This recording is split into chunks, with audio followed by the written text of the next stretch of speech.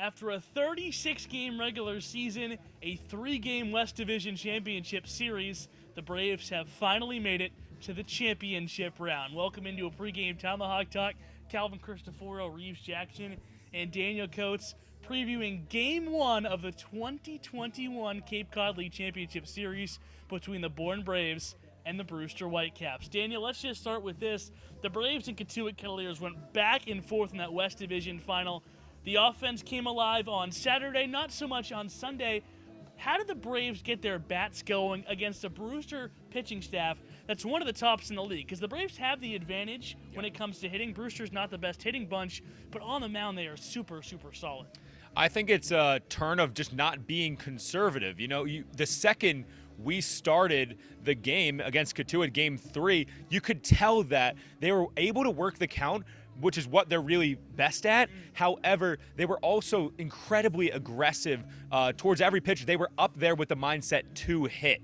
And I think that's really important. A lot of times the Braves have extended the game where they'll try and get a rally late, but that puts their back against the wall. I think you really need to start out with aggressive base hit or aggressive hitting that will also be complemented with aggressive base running. And I think we saw both of those things from Harvey Shapiro, and I think that's going to be a key to win this series. Absolutely. An early lead benefits everybody, but you can make the case it benefits the starting pitcher the most. And tonight, in Game 1, the left-hander Jake Bennett gets the ball, who arguably had his best start of the season against Brewster.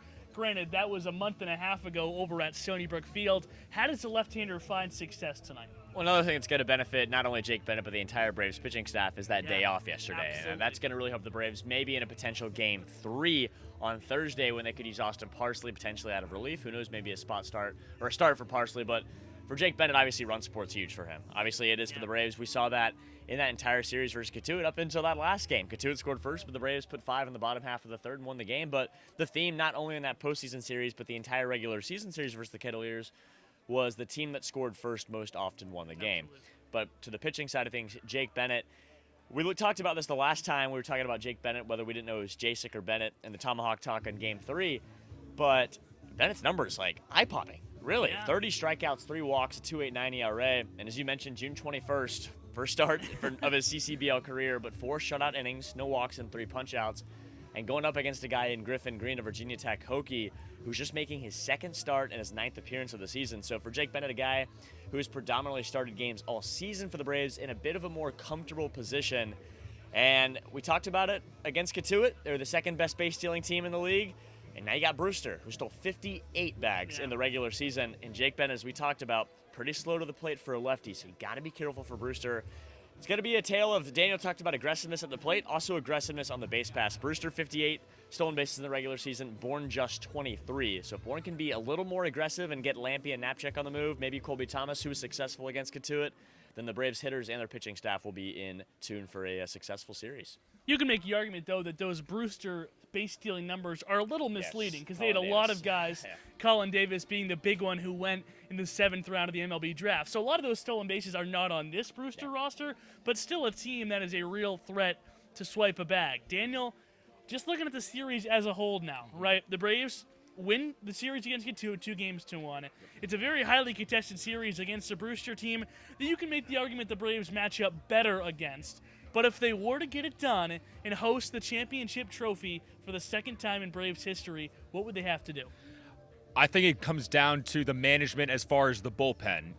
We're going to see Jake Bennett, that one day off due to the rainout yesterday might prove to be huge moving forward when you think about Austin Parsley, maybe even Jacek if we have to go 3, and to be able to have those options and to come off a certain day like yesterday where we weren't expecting to have an off day, but it gave the bullpen an extra day to rest.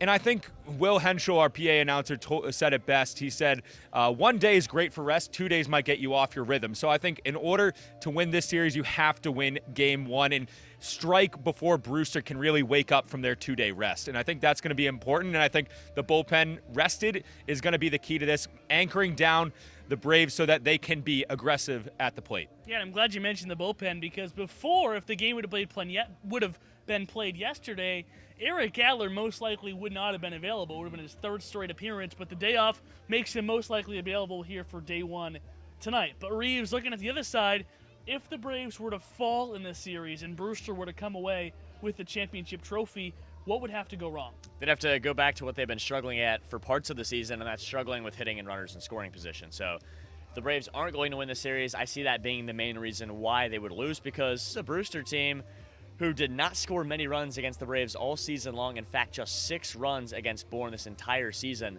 So when you look at it, 5 runs, just 5 runs against Bourne all season, 1 in the first 2 games, and then 3 in the win about a week and a half ago. So Brewster team, as you mentioned, regular season, their numbers offensively last in the league with a 219 average. So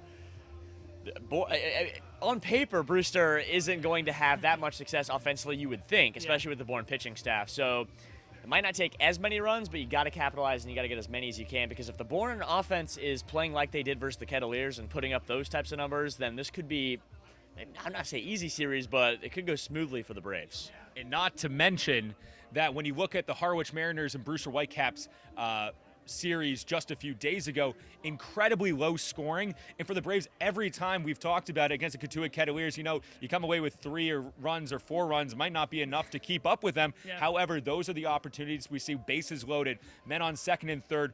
Those are the opportunities where to beat a Brewster Whitecaps team whose strength is the bullpen, those opportunities need to be taken advantage of. Yeah, Brewster and Cotuit to me are night and day teams. They're complete and utter opposites, which makes the series all the more interesting, especially after you beat an offensive team.